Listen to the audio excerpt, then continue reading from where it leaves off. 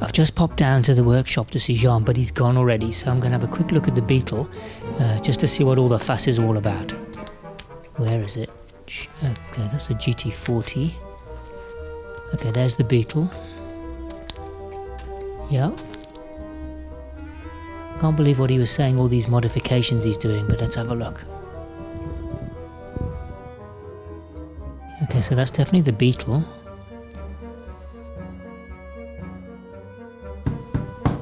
That's cardboard. Okay, that's the front footwell. Okay, the front wishbones, I can see that. But what's going on? John, you're making a supercar out of plywood. I'm going to have a chat to you about this.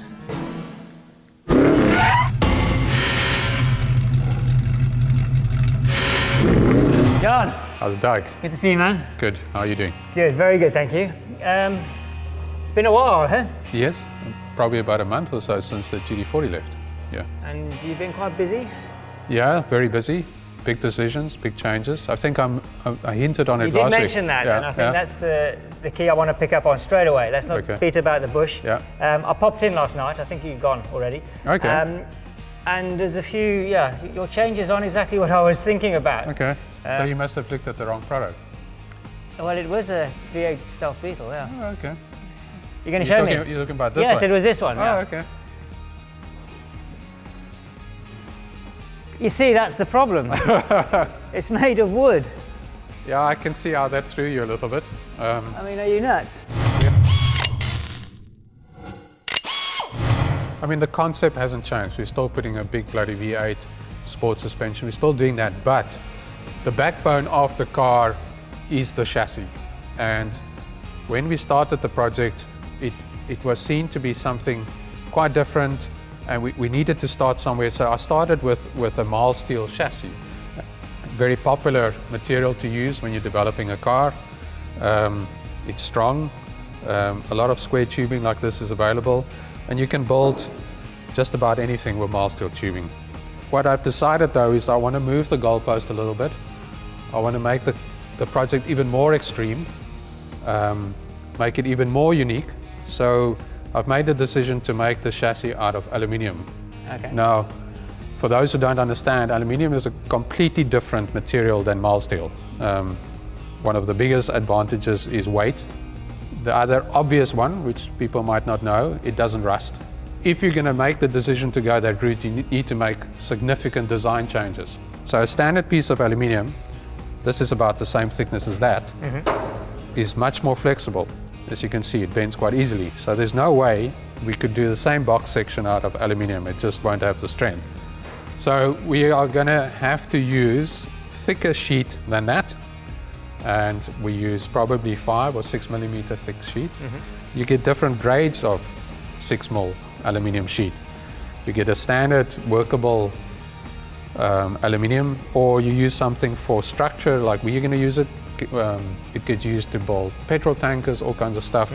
And this grade is 5182.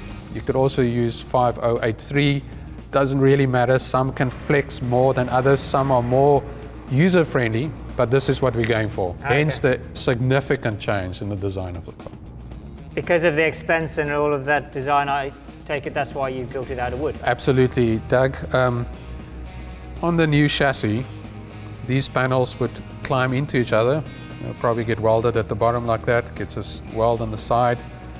But to start making this without really having a plan of action of how on earth we're going to get our strength and our design, we had to first make it out of wood, which is what I think you saw last night when you sneaked into my workshop. Yes.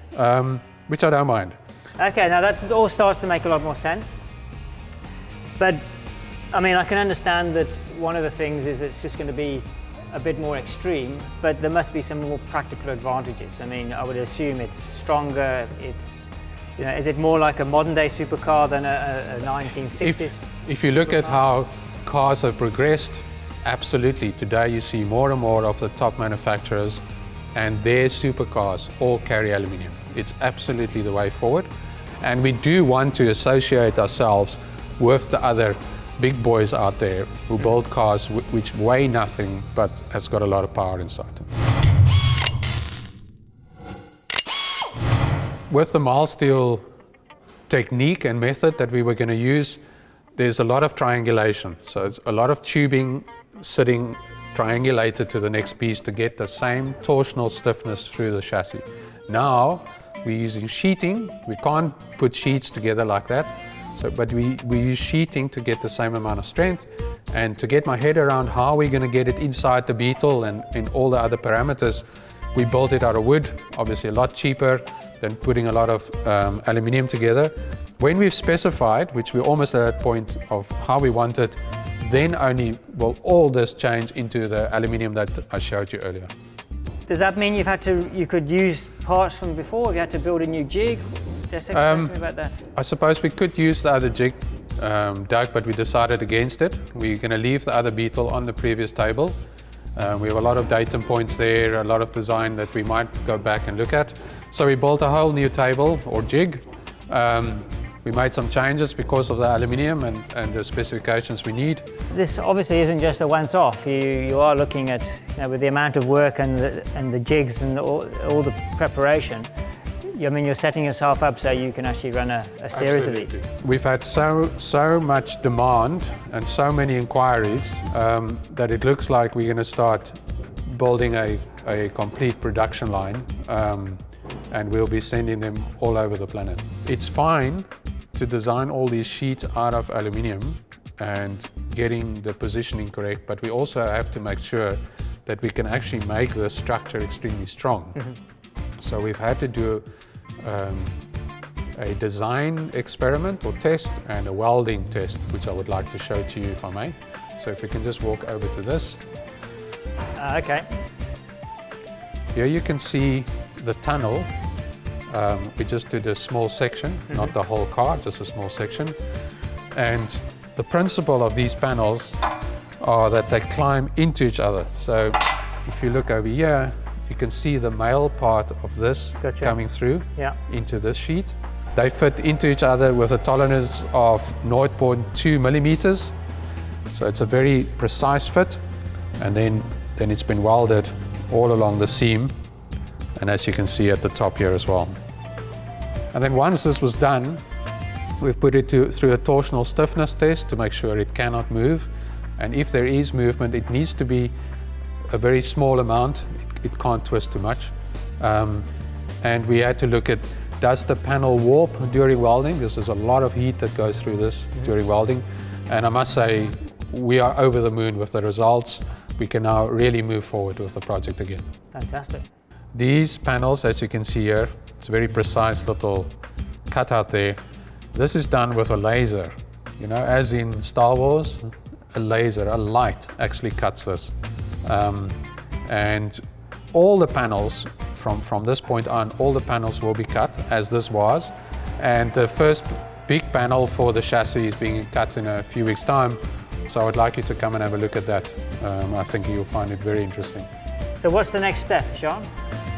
Doug, I need to capture all the information from our woodworking, and I need to put it onto a computer-aided design program, which the laser cutting machine can read. So I'm going to be in the office, I'm going to be drawing up.